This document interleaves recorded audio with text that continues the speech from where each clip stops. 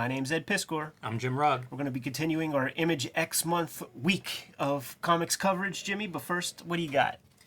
I have my Image comic, Street Angel, Deadliest Girl Alive. This collects all of the color Street Angel comics that I've done for Image, plus a few extra bonus comics. 240 pages of comics for $20, and perfect for anybody this holiday season, and perfect for you watching at home. Agreed. Patreon.com/Ed Piskor is where I'm serializing my Red Room comics at this very moment. These are bootlegs that patrons made from high-res files that are available to read on the Patreon. Issue 1 is up there right at this very moment, and in the middle of serializing issue 2. $3 to get you the complete archive. One more thing.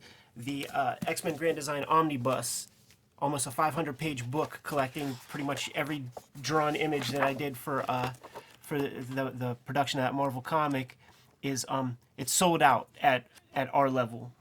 So it's in some stores. It's available on Amazon in a very finite capacity until sometime next year, man. So if you think that'd be a cool gift. What's this in the back that we're seeing here, Ed? Yeah, it's a complete script. Amazing. I did a quick and dirty version of the comic, trying to figure out how to condense an entire issue onto one single page. Not too easy to do. So I sent this off to the editor, get approval, and then go on and draw the final page. Man, we'll do a bigger video of this whenever the reprint comes out. Get it while it's hot, man. Jimmy, let's talk about the ERIK Larsen, Savage Dragon artist, helming the Wildcats covert action team, Jim Lee's comic. So, as a reader, Savage Dragon was my favorite at this time. Yeah. ERIK Larsen was the cartoonist I was most excited about, having read, a year or two of Image comics. And I had probably quit buying Wildcats at this point, so I was mixed feelings. I would have rather had the ERIK Larsen Savage Dragon issue, but this is what I got, and you can see on the cover, Mighty Man and Maul fighting. This is going to be... It's a pretty good issue. This is my favorite issue out of this out of the X month issue, and it's pretty much ERIK Larsen's Freak Force superhero team versus Jim Lee's Wildcats superhero team. So classic comic book tropes of like having these two fan favorite teams clash. Yes, I like this comic a lot as well. The demerits are because of ERIK Larsen bringing his other team into the thing.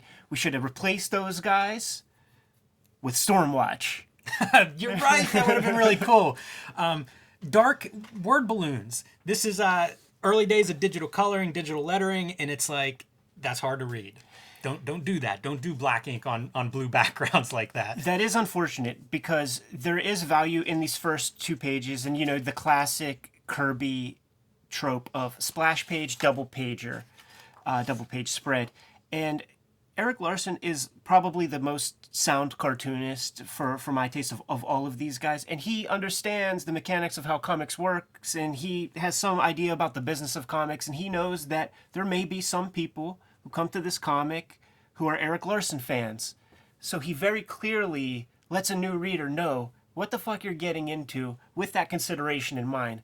Nobody else did that in any of these things, and I think that's just a stroke of a good cartoonist, a smart cartoonist. Yeah, I agree.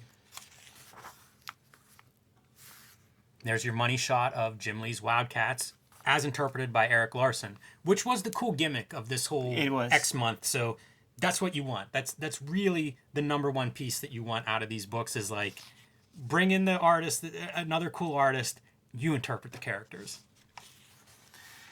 And we're going to get a schmoz. This is good. There's going to be pathos here, man, because we're going to get the schmoz between Maul and Mighty Man, who is a female nurse that turns into Mighty Man, and similarities and differences between the two.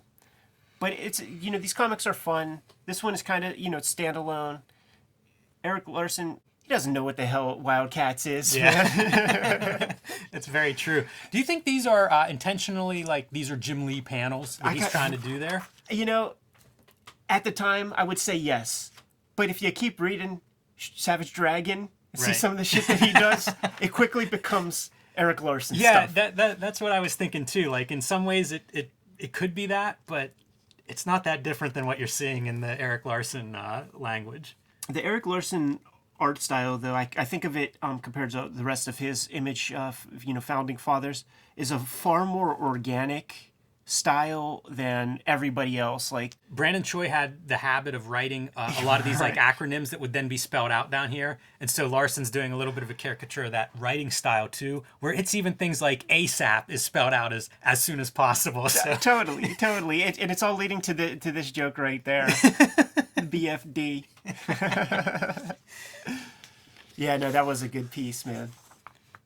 So yeah, what happens in that Mighty Man, one of his fights, this woman who's injured was like somebody Maul cared about. I'm not positive what their relationship is, maybe an ex-girlfriend or something, but whenever Maul learns that, this building collapsed and injured his friend, he's out for payback.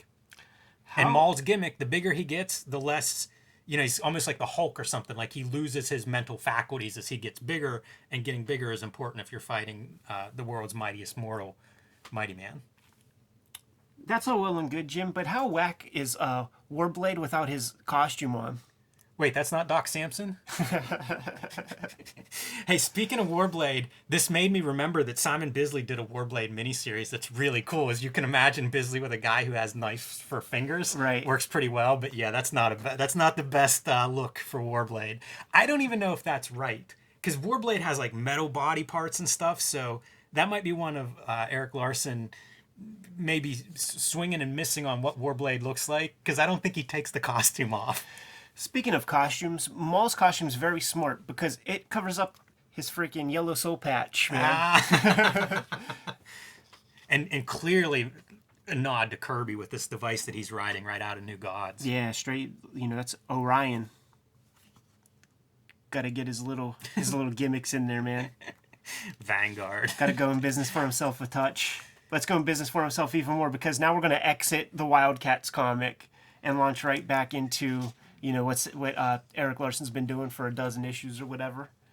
I enjoyed this. As soon as it swings to Freak Force, it flatters Freak Force a lot. Yeah. Freak Force was like a second-tier superhero team.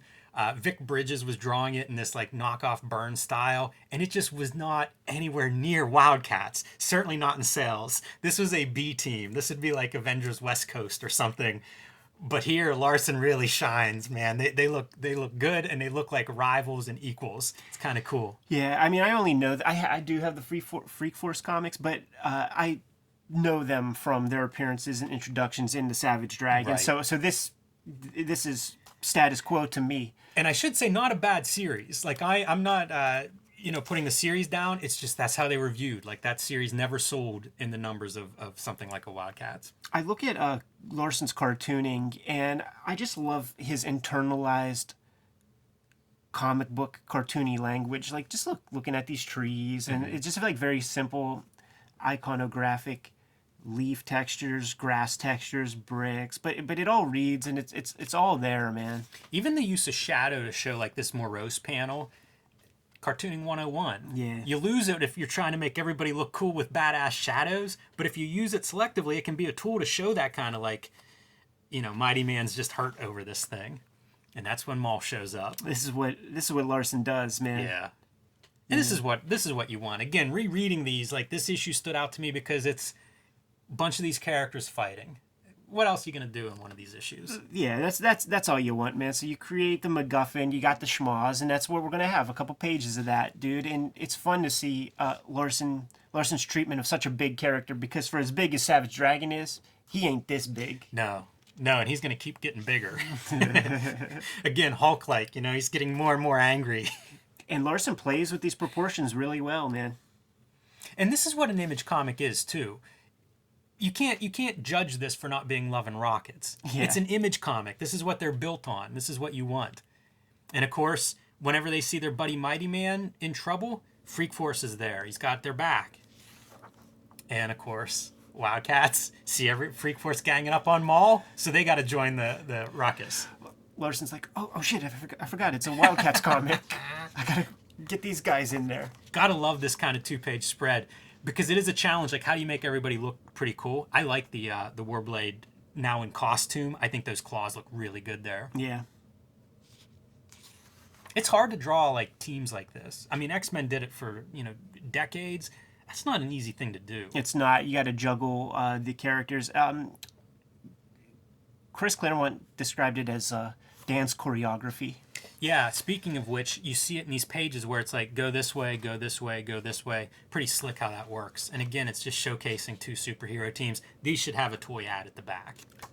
That is a fierce punch right there. I love the way that Larsen twists the figure. You can tell that he has sound knowledge of like the cylinders and shapes and how to twist the torso and the hips to like dramatic comic book action effect. Yeah, I do love that punch, and it's a directional device too, going down the page in reading order to really emphasize that movement. I loved Super Patriot. I know. It's unfortunate that background's yellow and his torso's yellow. Right. But it was a good design. Like, at some point, we're going to have to look at the Super Patriot miniseries, but it was a really wild design of just guns and just madness for a character. This may be a touch blurry because we have our thing locked, but man, that Spartan eyeball, that's a good touch. Yes. Yeah, it's violence. That's a good money. That's the mini, like the half splash page. You would get these in the Erik Larsen Savage Dragon issues because they were pretty dense. So you would get these like half splashes that were just really cool, and that's one of them. Savage Dragon's making his appearance. Of course. Look at him on that gun. Just the shape of him, man. His proportions are, man, they're good. Figuring out those proportions took everybody a while if you weren't Erik Larsen. Yeah. And now we're going to have our moment. You know, the schmoz is done. The fight is done. They realize that they're all, homies. Maul kind of sees the transformation, sees, Mighty Man turn back into a female nurse. So the fight is off. Yeah, you know what? Mighty Man, that's the plan. Like, Mighty Man's trying to figure out how to bring Maul down and calm him down, and that's what Mighty Man decides to do. And it works. Maul's like, huh? So now we have the meeting. Or no, this isn't the nurse. No, that's his friend who was injured. Right. Like, he left her, I guess, to protect her, and now she still gets injured. There's so little characterization in Wildcats. Erik Larsen probably doubled the characterization with that scene. Certainly for Maul. Yeah. And then everybody parties on the beach. Yeah. We get our camel toe shot. And speaking of Image Comics, and the final word, poop. It's funny that, there's a shot of an ass and someone saying poop. That's great. They should have had fun with the word balloon and pointed it at her butthole. But these two trying to talk a little bit, where the nurse is kind of hitting on him a little bit, and he's like, "You turn into a man. I'm gonna go over here." Right. Freaked out by it. Here's Larsen just talking about being the last guy to the party. Didn't know that Image X month was going to be a thing. Yeah, this is fun. This is where a lot of the storytelling in Image Comics would take place in these kind of text pieces. And usually it would be the start of the book. Issue 1 would have this, and the guy would really tell you all about the character because the issues often failed to do so within the comics. Whenever I was toying with some of that 90s storytelling tropes, this is what I came up with. Is like, this is what you've got to do, this page. But I always loved them whenever somebody's giving some insight in the process, and that's what you hear, what you read here with Erik Larsen. Yeah. There's some Vic Bridges art in that advertisement. Cyberforce coming over, so another crossover. You could compare and contrast how these super teams are handled between different artists. This is a weird ad because it lists like where you can get Wildstorm comics, and there's like these 10 stores. But I mean, like, that was a high-selling comic. You could get that at any above average, even average comic book shop at the time. Weird that they pick out 10 of these stores. I wonder if they're getting kickbacks or something from them, or if they were doing, tours or something and stopping at those stores. Yeah, had some sort of relationship with them. Stormwatch, this is probably one of my earliest Wildstorm comics. This book also illustrates the formula for these super teams. And Right. like Stormwatch will fit it, Cyberforce will fit it. They all had that one big guy. It was like you could just have these teams fight each other, and they were all mirrors. Yes. Brett Booth. Also not getting the dragon fin quite right yet. Yeah. Or good boot treads. He gets a C for those. Jim Lee doing some the video game stuff. Jim Lee was early in the video game art and had those ties clear up into the Wildstorm at DC days. Yep. I think that was a lucrative relationship. Super Nintendo, man. That's the era. I quit buying video games. Started buying Aaron Wiesenfeld. Yeah, I was gonna say, man, this is a series that I bought when it came out and then got rid of, and now I'm kind of curious about because of Wiesenfeld. Oh man, I'll bust those out, man. He was the Wildstorm Stephen Platt is how I described him, man. Like He was a great as he standout. progressed.